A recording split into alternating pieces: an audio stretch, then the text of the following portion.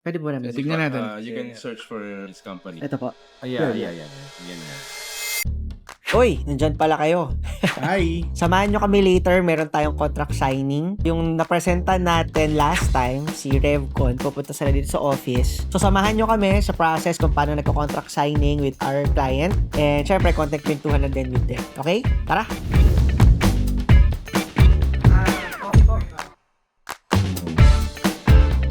We wanted the front sign. Para may parang billboard kami that shiny Nedsa. We tried to bid for the place. Nung nandun na kami sa admin, ano nga ulit yung business nyo? IT po kami. Ha?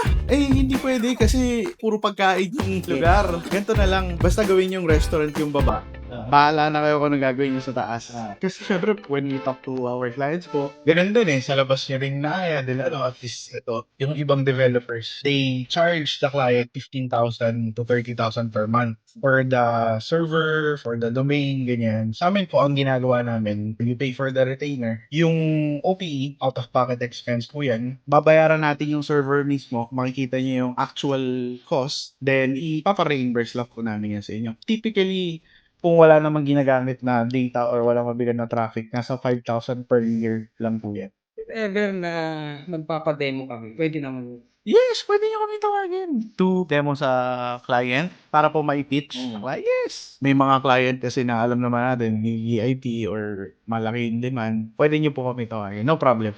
Then we will represent in behalf of Revcon. Ano po bang, pwede po namin. Tignan natin. You can search for this company. Ito po.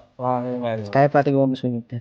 Sa company website, typically, merong about us, company profile, yung mga projects. Kasi dyan bumaganda yung website. Doon nagme-make sense for the eyes of the client. Pag nakita yung website yun. Sana nagustuhan niyo po yung coffee. If any chance, you can come by and pwede po yung drop by.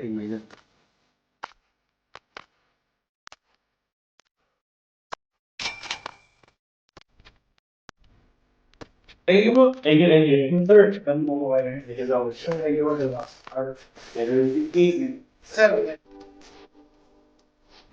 Na-close natin yung deal. So, nakita nyo doon sa una nating video.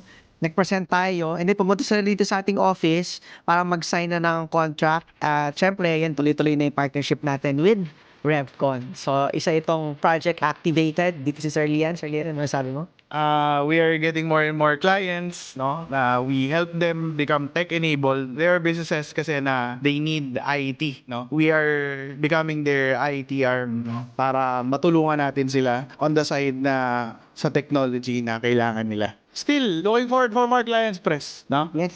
More and more clients. So, maganda pa doon, i-refer nila tayo sa client nilang hospitals para sa hospital management system naman. So, abangan nyo yun. Thank you very much, guys! Salamat. Bye-bye.